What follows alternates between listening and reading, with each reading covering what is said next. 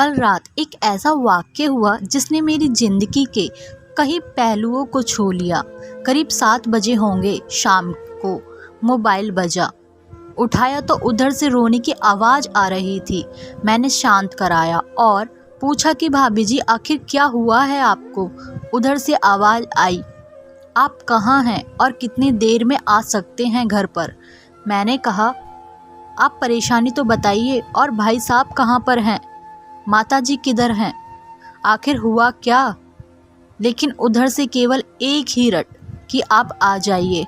मैंने आश्वासन दिया कि पहुंचने में कम से कम 1 घंटा लगेगा। जैसे तैसे बड़ी घबराहट के साथ मैं वहां पर पहुंच गया। देखा तो भाई साहब जो कि हमारे मित्र जज हैं सामने बैठे हुए हैं। भाभी जी रोना चीखना कर रही हैं। 12 साल का बेटा भी परेशान है। 9 साल की बेटी भी कुछ नहीं कह पा रही है। मैंने भाई साहब से पूछा कि आखिर बात क्या है। भाई साहब कोई जवाब नहीं दे रहे थे। फिर भाभी जी ने कहा कि यह देखिए तलाक के पेपर, यह कोर्ट से तैयार करवा कर लाए हैं, मुझे तलाक देना चाहते हैं। मैंने पूछा, यह कैसे हो सकता है, इतनी अच्छी फैमिली है, 2 बच्चे हैं, सब कुछ तो सेटल है। प्रथम दृष्टि में मुझे लगा कि यह कोई मजाक है, लेकिन मैंने बच्चों से पूछा, दादी किधर है, तो बच्चों ने बताया कि पापा ने उन्हें 3 दिन पहले नोएडा के वृद्धा आश्रम में शिफ्ट कर दिया है। मैंने घर के नौकरों से कहा, मुझे और भाई साहब को चाय पिलाओ। कुछ देर में चाय आई। भाई साहब को बहुत कोशिश की चाय पिलाने की, लेकिन उन्होंने चाय नहीं पी और कुछ ही देर बाद वह एक मासूम बच्चे की तरह फूट फूट कर रोने लगे और बोले कि मैंने 3 दिन से कुछ भी नहीं खाया है। मैं अपनी 61 साल की माँ को कुछ लोगों के हवाले करके आया हूँ। पिछले साल से मेरे घर में उनके लिए इतनी सारी मुसीबतें हो गईं कि पत्नी ने तो कसम खा ली कि मैं माँ जी का ध्यान नहीं रख सकती। ना तो यह उनसे बात करती थी और ना ही मेरे बच्चे बात करते थे। रोज़ मेरे कोर्ट से घर आने के बाद माँ खूब रोती थी। नौकरों तक भी अपनी मनमानी का व्यवहार किया करते थे। माँ ने 10 दिन पहले मुझे बोल दिया कि बेटा तू मुझे ओल्ड एज होम में शिफ्ट करवा दे। मैंने बहुत कोशिश की पूरी फैमिली को समझाने की, लेकिन किसी ने भी माँ से सीधे मुंह बात नहीं की। जब मैं 2 साल का था तब पापा की मृत्यु हो गई थी। दूसरों के घरों में काम करके माँ ने मुझे पढ़ाया था, मुझे इस काबिल बनाया कि आज मैं एक जज हूँ। लोग बताते हैं कि माँ कभी दूसरों के घरों में काम करने जाया करती थी तो उस वक्त मुझे अकेला नहीं छोड़ती थी। उस माँ को ओल्ड एज होम में शिफ्ट करके आया हूँ मैं। पिछले 3 दिनों से मैं अपनी माँ के एक एक दुख को याद करके तड़प रहा हूँ जो उसने केवल मेरे लिए उठाए। मुझे आज भी याद है जब मैं 10वीं की परीक्षा की तैयारी कर रहा था, माँ मेरे साथ रात भर बैठी रही। एक बार माँ को बहुत तेज़ बुखार हुआ। मैं तभी स्कूल से आया था। उसका शरीर गर्म हो रहा था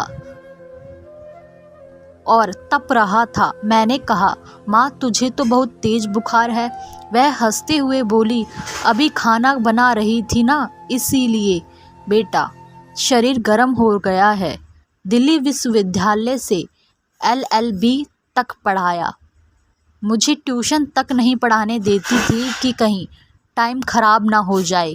कहते कहते रोने लग गए और बोले, जब एक ऐसी माँ के हम ना हो सके तो हम अपनी बीवी और बच्चों के क्या हो सकेंगे।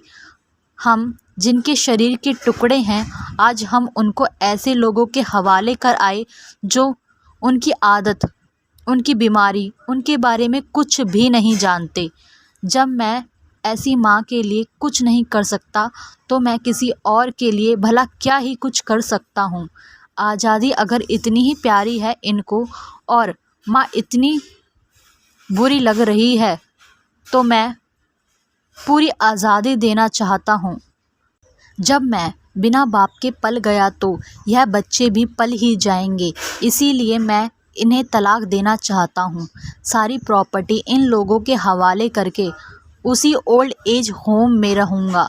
कम से कम मैं अपनी माँ के साथ तो रह सकूँगा। और अगर इतना सब कुछ करके माँ आश्रम में रहने के लिए मजबूर है तो एक ना एक दिन मुझे भी आखिर वहीं जाना पड़ेगा। माँ के साथ रहते रहते आदत भी हो जाएगी। माँ की तरह तकलीफ़ तो नहीं सहनी पड़ेगी।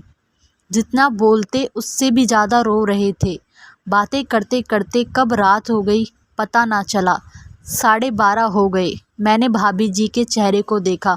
उनके भाव से भी प्रायश्चित और गिलानी से भरे हुए भाव थे। मैंने ड्राइवर से कहा, अभी हम लोग नोएडा जाएंगे। भाभी जी और बच्चे भी हमारे साथ नोएडा चलेंगे। गाड़ी निकालो। हम सभी गाड़ी में बैठकर नोएडा पहुंच गए। बहुत ज़्यादा रिक्वेस्ट करने पर गेट खोला। भाई साहब ने उस गेट कीपर के पैर पकड़ लिए। बोले कि मेरी माँ है अंदर, मैं उसको लेने आया हूँ। चौकीदार ने कहा, क्या करते हो साहब? भाई साहब ने कहा कि मैं एक जज हूँ। उस चौकीदार ने कहा, जहाँ सारे सबूत सामने हैं तब तो आप अपनी माँ के साथ न्याय नहीं कर पाए, औरों के साथ क्या न्याय करते होंगे साहब? इतना कहकर हम लोगों को वहीं रोककर वह अंदर चला गया। अंदर से एक महिला आई थी जो कि वार्डन थी। उसने बड़े कातिल शब्दों में कहा, रात के 2 बज रहे हैं, आप लोग कहीं उन्हें यहाँ से ले जाकर कहीं मार देंगे तो मैं अपने ईश्वर को क्या जवाब दूंगी? मैंने सिस्टर से कहा, आप विश्वास करिए यह लोग बहुत प्रायश्चित में हैं। अंत में किसी तरह उनके कमरे में ले गई। कमरे में जो दृश्य था उसको कहने की स्थिति में मैं बिल्कुल नहीं हूँ। केवल एक फ़ोटो जिसमें पूरी फैमिली थी और वो भी माँ जी के बगल में, जैसे किसी बच्चे को सुला रखा हो। मुझे देखा तो उनको लगा बात खुल ना जाए, लेकिन जब मैंने कहा हम लोग आपको लेने आए हैं तो पूरी फैमिली एक दूसरे को पकड़ कर रोने लगी। आसपास के कमरों में और भी बुजुर्ग थे। सभी लोग बाहर आकर देखने लगे। उनकी आंखें भी नम हो गई थीं। कुछ समय के बाद चलने की तैयारी हुई। पूरे आश्रम के लोग बाहर किसी तरह हम लोगों को छोड़ने आए। उनकी आंखें भी नम हो गई थीं।